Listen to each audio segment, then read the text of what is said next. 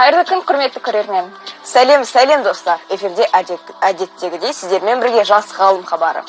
Және де оның жүргізушілері менің ақылды да зерек оқушым Медеу Ақылбек және мен ұстазым, мұғалім Айжан Мұратқызы. Рахмет. Ал қош көрдік, достар. Енді осылай сәрсенбі күні сіздермен бірге жүздескенімізге өте қуаныштымыз. Осылай, ал Медеу, жаңа оқу жылы басталды. Сенің бірінші аптаң қалай өткен екен?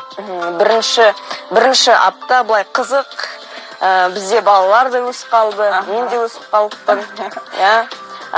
Солай біз достармен көп сөйлесіп, ал осы апта бізде оқуға кірістік. Бірінші апта кіріспе сабақтары болған шығар, иә?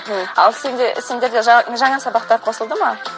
Жаңа сабақтар қосылған жоқ. Бірақ та жаратылыстанудың орнына бізде биология қосылды. Бәрекелді. Енді Медеу, кеше ғана сен жайлы ойладым да, осындай сұрақ пайда болды менде. Қара, сен сабаққа барасың. Сосын осында келіп жас ғалым бағдарламасын жүргізесің. Білгенімше ағылшын тілін оқисың. Осы барлығына қалай үлгеріп жүрсің? Сыры неде оның? Айтып берші. Шынымен де уақытымен де тығыз былай дүйсенбіден мен сондықтан да мен ойымша таңертең оқыған мектепте оңайырақ. Себебі сен таңертең 7-де 8-де барған соң сағат 1-де келесің үйге, сосын әртүрлі шаруаларыңды бітіресің. Ал мысалы сағат 2-де күндізгі басталған оқу ол қиын, себебі мен ағылшынға барам ғой. 9-дан 12-ге дейін. 9-дан 12-ге үйге барам, қайтадан мектепке келем, мектептен келем да кешкі 7-8-дерде. Содан кейін үй жұмысын жасаймын да ұйықтаймын да, солай күніне кетеді. Медеу, керемет. Әрине, мүмкін қазір қиындықтар туатын шығар, бірақ болашақта сен осы жұмыстың жемісін көретін боласың. Сондықтан, құрметті балалар, жан-жақты болыңыздар. Барлық мүмкіндіктерді пайдаланып, әрдайым дамуда болыңыздар. Біздің Медеу сияқты. Енді ал біз өзіміздің тарапынан сіздерге ғылым тануға, ғылымға деген қызығушылықтарыңызды арттыруға тырысамыз. Және қызықты тәжірибе жүргізу арқылы осы қоршаған ортаны тануға көмектесеміз. Медеу, көмектесеміз ба? Көмектесеміз. Ал енді айта кетейік, біздің эфиріміз тікелей эфир, және біздің көрермендер бізге хабарласып, сұрақтарды қоя алады, немесе біздің сұрақтарымызға жауап бере алады. Бір нәрселермен бөліссеңіздер болады. Біздің нөмірлеріміз 95-55-49, 95-55-99. Хабарласыңыздар. Және де айта кетейік, хабарласқан кезде міндетті түрде теледидардың дауысын басып, телефон тұтқасы арқылы сөйлесеңіздер, біз сіздерді жақсы естиміз. Өте жақсы. Ал енді Медеу, біздің бүгінгі бағдарламамыздың тақырыбы бұл батареялардың жұмыс істеу принципі. Батарея немесе аккумулятор деп те атауға болады. Жалпы батарея қазіргі таңда барлық жерде кездеседі. Батареясы жұмыс істейтін зат енді жоқ та шығар, мысалы батарея телефондарда. Біздің смартфондарымызда бұл батарея, тағы да тіпті мәшинелерде де. Қазіргі уақытта. Көп мәшинелер пайда болды, электрокарлар. Олар электронды, яғни кейбіреулері күн арқылы, кейбіреулері олар аккумулятор арқылы. Электр энергиясы арқылы жұмыс жасайды. Тағы да айта кетейік, мысалы сағат, тіпті балалар ойнайтын ойыншықтарда да батареялар кездеседі. Ал енді солар қалай жұмыс жасайды, қалай электр энергиясын береді екен? Соны бүгін талқылайық. Және де соған байланысты балалар, менде бір сұрақ бар. Қолданыстан шыққан батареяларды біз не істейміз? Батареялармен не істейміз? Яғни оларды қайда тастаймыз? Осындай сұрақ болсын. Бізге міндетті түрде хабарласыңыздар. Ал біз тәжірибемізді жалғастырайық, бастайық. Алдын ала осы тәжірибеге қажетті құрал жабдықтарымызды көрсетейік. Ал енді мынаны білесің бе, не ол бізде? Бұл бізде мұз салатын, яғни алдымен су құятын, содан кейін оны мұзға айналдырады. Иә, саламыз да мұзға айналдырады. Иә, мысалы, бұл бізде мұз сақталатын ыдыс, иә. Ары қарай осындай бізде мырышпен қапталған шегелер міне көрінеміз сіздерге. Осындай кішкентай мырышпен қапталған шегелер. Енді оларды мырыштан жасалғанын қалай тануға болады? Көріп тұрсың ба? Сырты. Иә, айта бер. Сыртына байланысты, сырты олардың сұр. Иә, сұрлау, ақшылдау, иә. Яғни сол арқылы біз мырыштан жасалғанын білеміз. Бізде сым. Сенімен қатар бізде осындай мыстан жасалған сым бар екен.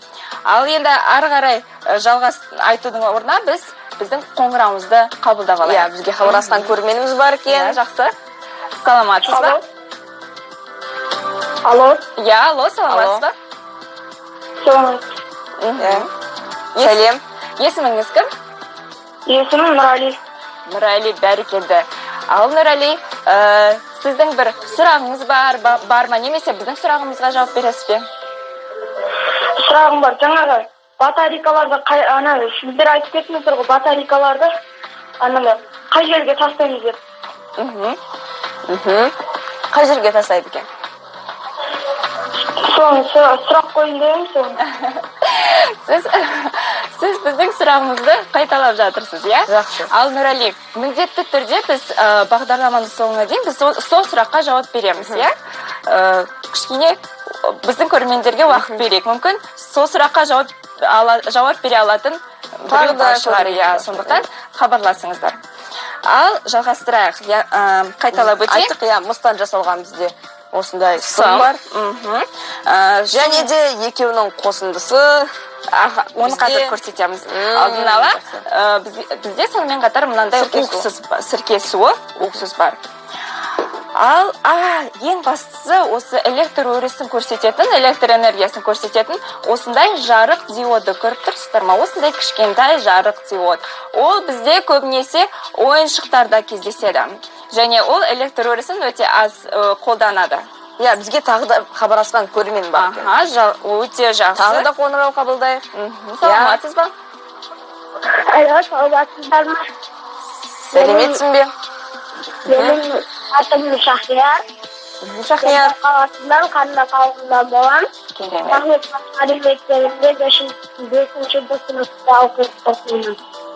Мен сұраққа жауап берейін. Иә, жауап бере ғой. Тыңдап тұрмыз. Батарейканың тастауға болмайды. Ол батарейка күнге қызып атылып, қоршаған ортаға зиянын тигізуі мүмкін. Сондықтан оны бір жерде сақтап қою керек. Иә, жауабына рахмет. Өте рахмет. Иә, көп рахмет, Шахрияр. Иә, шынымен де бұл жауап дұрыс. Иә, батареялар бізде әртүрлі металдардан, өте қауіпті металдардан жасалады, иә? Және егер оны жай ғана жерге тастасақ, ол қоршаған ортаға өзінің зиянын тигізеді. Сондықтан балалар осы қолданыстан шыққан батареяларды арнайы жәшіктерге салу керек. Мысалы, сен байқадың ба медеу? Кейбір үйлердің қасында, көп үйлердің қасында, өзінің қасында бар сондай, бірақ ол жәшікте көбінесе адамдар оны қолданбайды. Өкінішке орай, енді біздің бағдарламамыздан кейін біздің көрермендеріміз батареяларды қалай тастау керек екенін түсініп, қауіпсіздік техникасын сақтайтын шығар, иә? Сол жәшіктердің сыртына жазылып тұрады.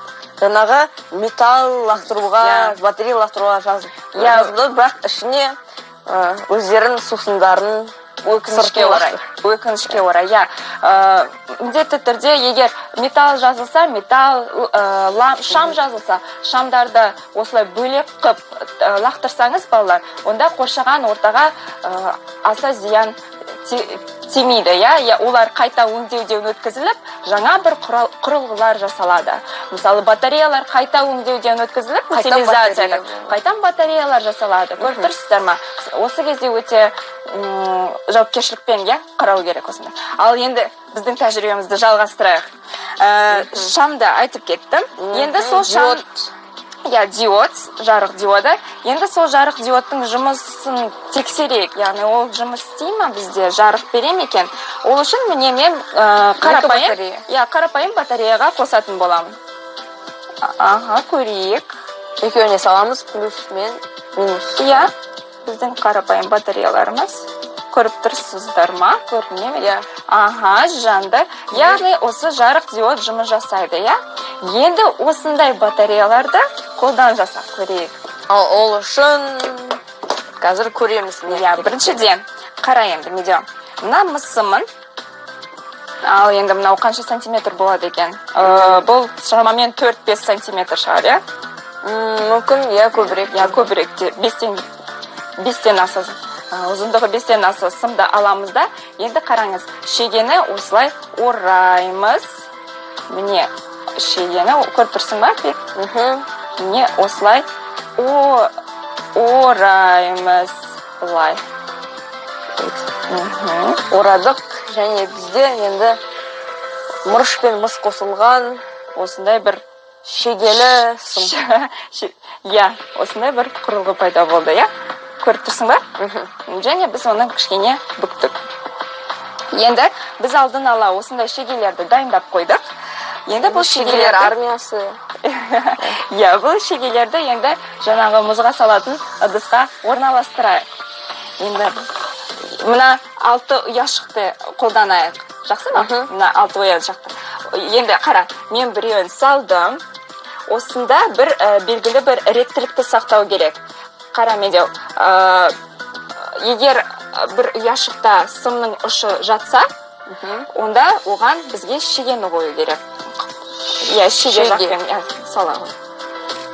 Яғни бұлай, иә? Міне мұнамен жалғастырақ, екінші ұяшықпен жалғастырақ. Иә, көріп тұрсың ба? Реттеліп тұр, иә? Шеге, сым, шеге, сым. Ары қарай, міне тағы да қосайық. Реттілік сақталып тұр. Иә, сен маған көмектесе аласың. Егер мұнаны бұлай салсам. Ой, дұрыстай ғой. Бұны біз... Бұлай, яғни бұл электр... Салай ғой. Енді мына жаққа шеге, бұл реттілік өте жақсы. Балалар, бұл біз электр тізбегін орналастырдық. Бұл электр тізбегі. Мысалы, қара, жаңа диодты қосу үшін біз не істедік? Міне бір жағын, диодтың бір жағын бір ұшқа тигіздік, және екінші ұшқа тигіземіз. Яғни электр тізбегі осындай бір тұйықталу керек.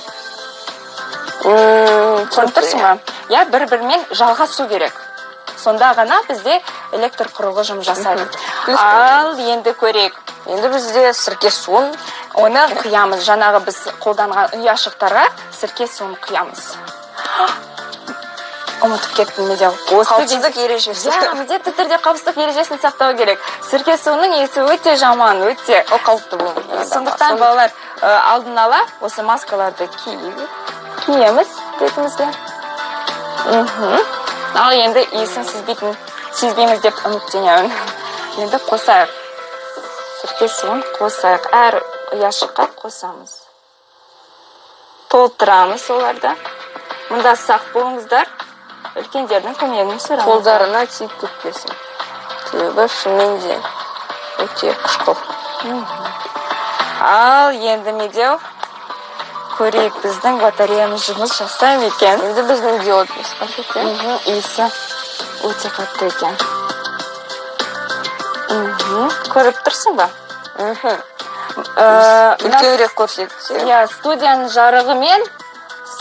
жарығымен енді көріне ме екен? Міне лампамыз кішкене жанып тұр. Көріп тұрсың ба? Яғни біз осылай қолдан, әрине ол батарея енді сондай бір қуатты бізге бермейді, бірақ қарапайым қолдан біз батарея жасадық. Ал ненің арқасында? Ненің арқасында? Ал оны біз талқылайық. Сол үшін тақтамызға өтейік. Медеу, сен масканы шеше аласың? Жақсы. Ал енді осы батареяның жұмыс принципімен танысайық. Бірақ оның алдында осы бүкіл заттар бізде молекулалар атомдардан құралады. Ал атом неден тұрады екен? Нейтрон, протон, электрондардан. Өте жақсы. Яғни атом бізде ядродан, ал ядрода сен айтқандай протон және нейтрон орналасады. Міне пи, н. Ал сыртынан электрон мен электрон қозғалады. Өте жақсы. Енді осылай моделін шамамен жасайық. Міне бізде электрон қозғалып тұр. Және электрон бізде теріс зарядталған, иә? Ал тағы да қасында тағы да бір атом тұрса, және де оның айналасында бір электрон жетіспесе, онда электрон не істейді? Осылай көшеді екен, иә. Екінші атомға бізде электрон сондай көшпейді, екінші атомға көшеді екен. Осылай атомдардың арасында бізде электрондар қозғалады. Ал электрондардың қозғалысы бізге тоқты береді. Яғни ток ол электрондардың реттелген қозғалысы. Сонда жаңа біздің сірке суымызда электрондар қашып жүреді. Бәрекелді, иә. Енді оны нақтырақ айтып өтейік. Яғни міне бізде батареямыз, ал менің сурет салу өнерім, қабілетімді тексеріп көрейік. Ұқсай ма батареяға? Иә. Ал енді батареямыз. Және бұл батарея бізде 3 бөліктен тұрады. Міне бірінші бөлік бізде анод деп аталады. Анод. Екінші бөлігі бізде электролит. Қазір түсіндіреміз. Электролит. Және үшінші бөлігі катод. Енді балалар, электролит дегеніміз, ол электр тогын, ток күшін жақсы өткізетін бір сұйық немесе қатты зат. Ал екінші катод және анодты айтады. Катод және анод ол бізде белгілі бір металдар. Мысалы, біздің тәжірибемізде анод ол мырыш. Мырыш, иә? Мысалы, ол біздің мырыш. Катод бізде сонда сым, мыс, иә, мыстан жасалған сымыс. Енді мына мырыш, мына анод бізде теріс зарядталған, катод оң зарядталған. Оларды өткізетін, яғни мен жаңағы біздің сірке суы. Өте жақсы. Енді қара. Яғни біздің электролит ол сірке суы. Сірке суы. Осы кезде мырыш пен сірке суы бір-бірімен байланысып, бір-бірімен реакция құрып, не істейді? Еркін электрондарды шығарады. Яғни бізде мырыштан электрондар шыға бастайды. Енді электрондар не істейді? Біз міне біздің шамымызды жалғадық. Енді бұл пайда болған электрондар осы не арқылы? Шамға арқылы, біздің жаңағы сымдарымыз арқылы шамға барады екен. Ал электрондардың қозғалысы бізге не береді? Ток береді. Ток арқылы бізде шам не істейді? Жанады. Осылай міне электрондар анодқа дейін қозғалып, бізге электр тогын береді. Ал мысалы бізде электролиттің бізде сірке суы. Ал оның орнына су немесе басқа да сұйықтықтарды қолдансақ.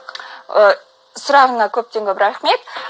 Оның орнына, мысалы, қарапайым тәжірибе жасау арқылы тұзды су қолдана аламыз. Яғни тұзды су бізде электрондарды өткізе алады. Бірақ тұзсыз су, қарапайым су бізде электрондарды осылай жақсы өткізбейді. Мүмкін өткізетін шығар, бірақ шам жанбайды. Себебі электр тогы жеткіліксіз болады. Түсінікті ме? Өте жақсы. Енді осындай батареялардың жұмыс принциптері ол барлық заттармен тәуелді байланысты. Яғни телефондарымызда жұмыс жасайтын аккумуляторлар, тіпті электр машиналарында да осындай көп электр тогын беретін, көп қуатты өндіретін осындай батареялар орналасады. Ал көп қуатты дедіңіз ғой. Ол көп қуаттылық қалай пайда болады? Ол неге байланысты? Ол жаңағы қолданылатын материалдарымызға байланысты, қолданылатын металдарымызға байланысты. Ал мыс пен сонда мырыш бізде ондай мөлшерде жұмыс істей ала ма? Ондай мөлшерде бізде өкінішке орай жұмыс істей алмайды. Қазіргі таңда көбінесе бізде литийден жасалған батареялар кездеседі. Ал енді біздің ең бастысы осындай қолданыстан шыққан батареяларды балалар жай ғана жерге тастамай, оны арнайы жәшіктерге тастаңыздар. Себебі осы металдар өзінің зиянын тигізе алады қоршаған ортаға. Осымен еді қорытындай келе, біз батареялардың жұмыс істеу принципімен таныстық. Иә. Ендеше біз өзіміздің үстелімізге барып, бүгінге біздің бағдарлама тамам екендігін айта кетейік. Және де сіздермен тек қана бүгінге ғана қоштасамыз. Алда келесі дүйсенбі күні тағы да бір қызық тәжірибе көрсетеміз Дархан ағаймен. Иә, өте жақсы. Енді балалар білімге құштар болыңыздар.